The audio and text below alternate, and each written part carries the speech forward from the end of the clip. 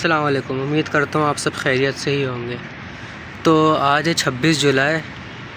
तो बात यह है कि हम सीड्स अब लगा सकते हैं या नहीं। तो ये वाले जो मेरे पौधे हैं ये मैंने जून के महीने में लगाए थे, जो कि अब अच्छी ग्रोथ कर रहे हैं। इनके पत्ते भी काफ़ी अच्छे कलर के और अच्छी ग्रोथ कर रहे हैं, और कीड़ों वगैरह को भी अभी तक कोई अटैक नहीं है ना। अभी तक मैंने ऐसा कोई इस पर स्प्रे करा है बचाने के लिए, वो आगे टाइम में यूज़ करेंगे हम। तो मौसम जो था, बारिशें तो हो रही थी लेकिन गर्मी बहुत थी कराची में, जिस वजह से पौधे अब काफ़ी ख़राब हो रहे थे, जिनमें ये छोटे पौधों को रखना काफ़ी मुश्किल हो जाता है। तो ये बस मैंने एक्सपेरिमेंट करा था कि हम चला सकते हैं या नहीं चला सकते। तो ये कि लेकिन अब फ़िलहाल अच्छी ग्रोथ कर रहे हैं।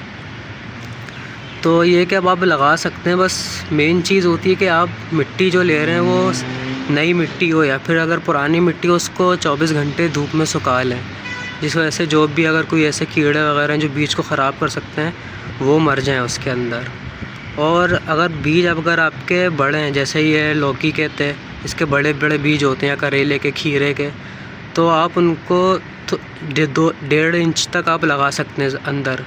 थोड़ा सा 1.5 इंच तक घोल कर उसके अंदर बीज लगा सकते हैं। और बीज भी मतलब ऐसे लिटा के नहीं लगाया करें, हमेशा ऐसे खड़ा करके लगाया करें। उससे ये होता है कि ग्रोथ बीज की अच्छी होती है।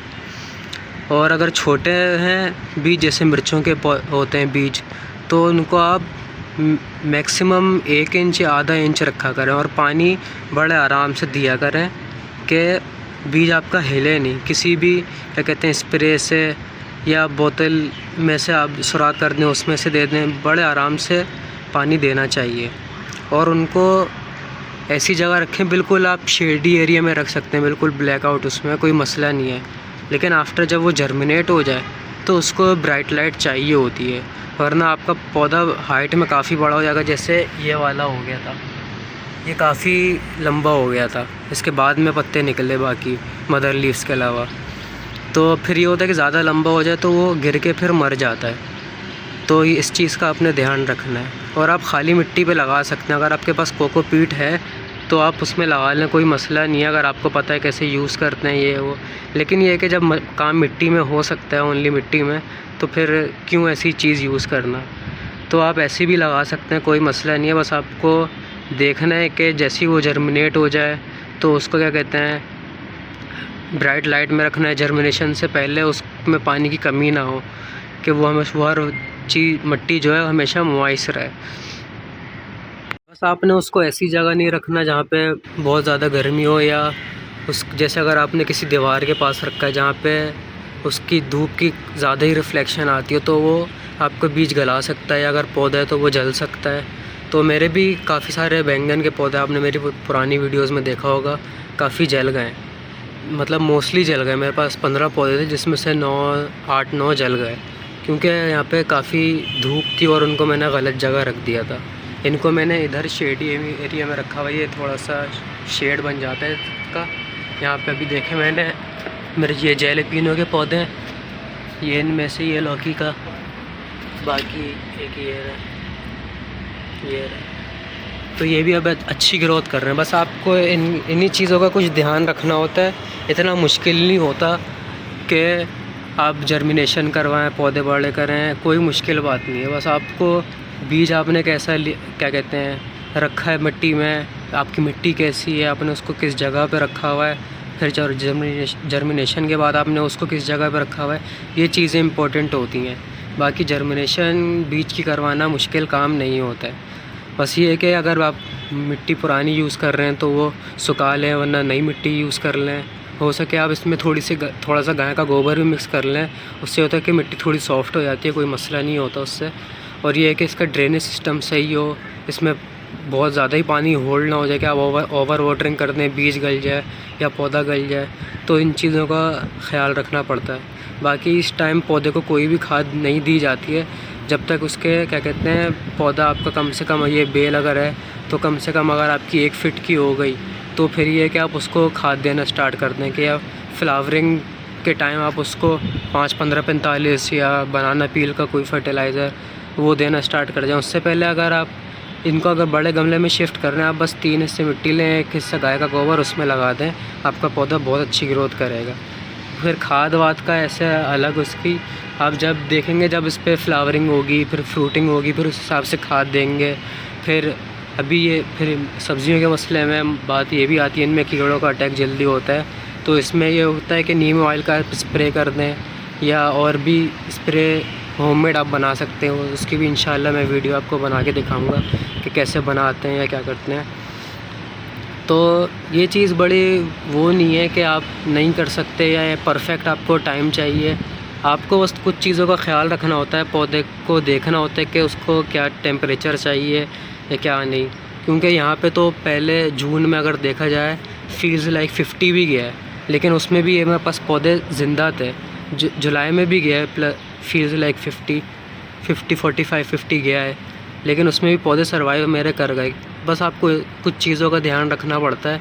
आप उनको डायरेक्ट सनलाइट में ना रखें, या ऐसी कोई ज़्यादा ब्राइट लाइट ना हो कि अगर आपने जैसे गमलों के पीछे रख दिया उससे इतनी ज़्यादा नहीं रुकती। आप उसको प्रॉपर शेडी एरिया दें, फिर उसके बाद जैसी पौधा बड़ा होता रहे उसकी लाइट बढ़ाते रहें कि भाई हाँ अब इतना बड़ा हो गया तो मैं इसको अब इतनी लाइट में रख देता हूँ।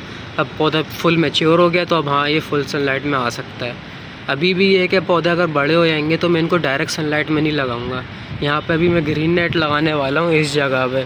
ये वाले सारे पौधे मैं इधर लाइन में और शिफ्ट कर दूँगा। ये वाला जो एरिया है इधर मैं ऐसे ऊपर तक पूरी ग्रीन नेट लगा के सारे सब्जियों के इधर लगाऊँगा, ताकि इनका टेम्परेचर सही रहे। क्योंकि कराची का कुछ नहीं पता कब कैसी गर्मी हो जाए या क्या हो जाए, तो ये चीज़ें ध्यान में रखनी होती हैं बस। बाकी और तो कुछ नहीं।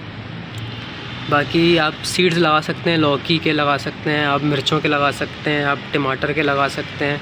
तो ये है कि अभी तो फ्रूटिंग ये लोग ये शायद मुश्किल करें, हो सकता है ये बेलें वगैरह भी दे दें, टाइम तो है अभी।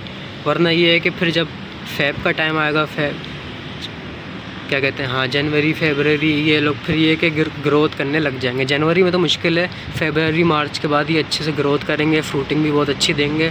फिर ये कि आप इसको अगर आपने बड़ी जगह दी हुई है तो आप ये आपके पास अगले साल तक चल सकता है अच्छी फ्रूटिंग के साथ। लेकिन ये होता है कि सीज़न वाइज ये होता है कि पौधे ख़त्म कर देते हैं, फिर नए उससे ही लगाते हैं ताकि हमारे पास सही रहे। क्योंकि ज़्यादा पुराने पौधे रूफ़ टॉप पर ज़्यादा रखते नहीं है ना, उसके फिर ये होता है कि केयर काफ़ी करनी पड़ती है, उसको जगह ज़्यादा से ज़्यादा चाहिए होती है। तो ये सब, वरना रूफ़ टॉप पे तो ये है कि आप नए सीज़न से नए उससे सिर से आप बीज लगाएं, फिर दोबारा पौधा लगा दें। इस चीज़ में मज़ा भी है। वरना एक पौधा को करते रहो ना, फिर ये होता है कि दिल भर जाता है।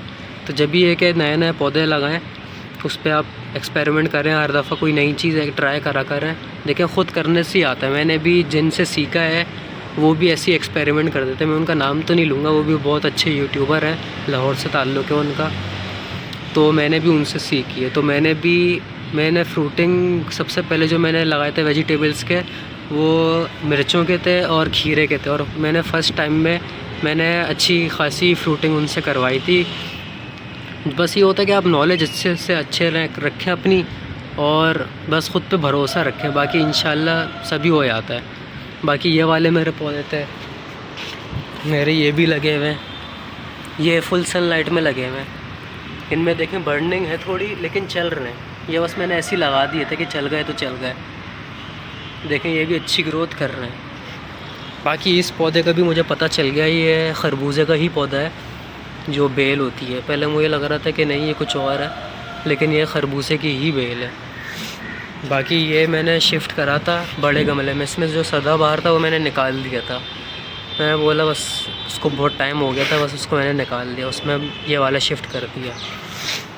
बाकी खजूर के ये देखें मेरे पास, इनको मैंने लगाया था दिसंबर में, और ये अभी तक एक अच्छी ग्रोथ कर रहे हैं। इनको असल में खा लिया था बकरा ईद के टाइम, बकरे ने इसके पत्ते कुछ खा लिए थे, बकरा खुल गया था।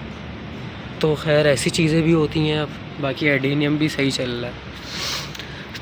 तो इन दी एंड यही है कि आप अब सीड्स लगा सकते हैं, बस आपको उनकी जगह अच्छी रखनी है। जर्मिनेशन के जो मैंने बताया, सीड्स कैसे रखना है, मिट्टी कैसे रखनी है, पानी टाइम टू टाइम देना है। तो बस आप इन चीज़ों का कुछ बातें इनका ख्याल रखें। इंशाल्लाह आपके भी जर्मिनेट होंगे और अच्छी इंशाल्लाह फ्रूटिंग भी होगी उन पे, और अच्छे टाइम तक आपके पास चलेंगे। तो इंशाल्लाह दोबारा किसी फिर वीडियो में मिलेंगे। अल्लाह हाफ़िज़।